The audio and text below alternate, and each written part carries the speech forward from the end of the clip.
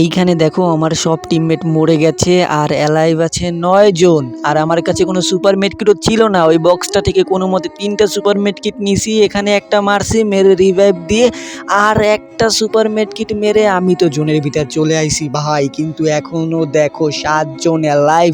আর এদিকে বলে আমার একটা টিমমেটের নেটও নাই।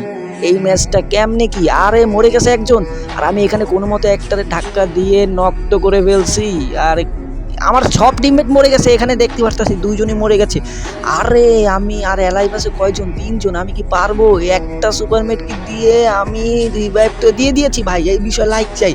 আমার মনে হয় আমি জোন থেকে বাইরেতে পারবো না, আর পারি নাই। অ্যালাইভ আছে কয়জন? 3 জন।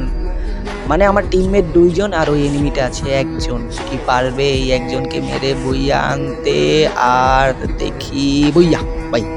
এই বিষয় একটা লাইক তো করে দাও। কি তোমরা লাইক কমেন্ট শেয়ার করছো তো?